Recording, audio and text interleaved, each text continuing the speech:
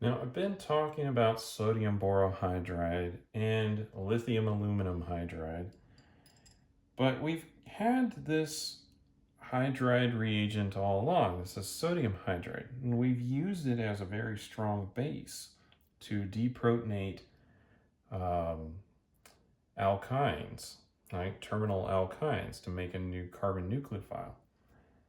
And you might think that, wow, that could really work as a good nucleophile. It's hydrogen is H negative. We could have that attack and it could do a reduction of say a ketone, right? But in fact, we're not going to see that type of reactivity. So if we add in sodium hydride to this, instead of having the hydrogen attack the carbonyl carbon, it's just going to see one of these hydrogens here, and since it's such a strong base and it's very favored for that to happen, and as soon as it gets one of these hydrogens, it goes out of the solution as H2. It's just going to take one of those off, and it's going to act as a base rather than as a nucleophile. So it's a good base, but it's kind of a bad nucleophile. So in this case, we'll see that reaction happen. What we won't see happen is for us to make this for the reduction to happen, basically. That's not going to occur. Even though hydrogen is pretty small, it's easy to get in places. Remember, acid-base reactions are very, very fast.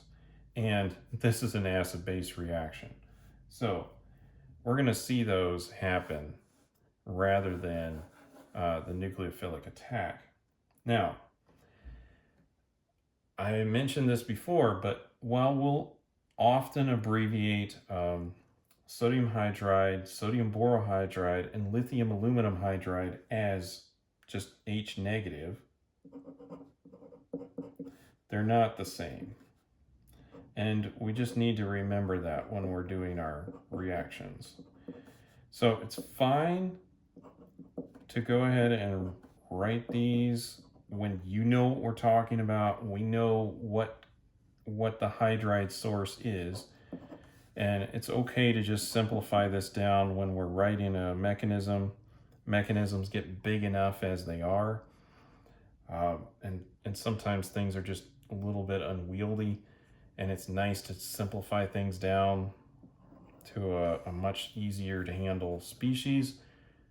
But the reactivity is very different between these different hydride sources.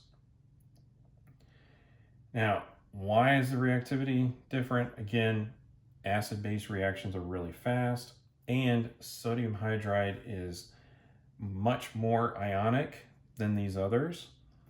And so it doesn't really dissolve in our organic solvents, right? At least not the solvents that we can have that are aprotic, right? If we have a protic solvent, then we're just going to destroy our sodium hydride and convert into the deprotonated version of that protic solvent. So it doesn't really dissolve, and so what has to happen is whatever organic species that we're trying to react will come to the sodium hydride and react at the surface. And there's no good way to orient the hydride so that it gets into that carbonyl carbon. It will instead just grab a hydrogen that's available that it can deprotonate. And it can very easily deprotonate these alpha hydrogens in this case. So instead, if we are looking at these boron or aluminum hydrides, the boron and aluminum will coordinate a little bit with the oxygen, stabilize that, and line up the hydride so that it can react with the carbon at the carbonyl site. That makes it much more favorable for a nucleophilic attack rather than just doing an acid-base reaction. So that's a big difference between these reagents.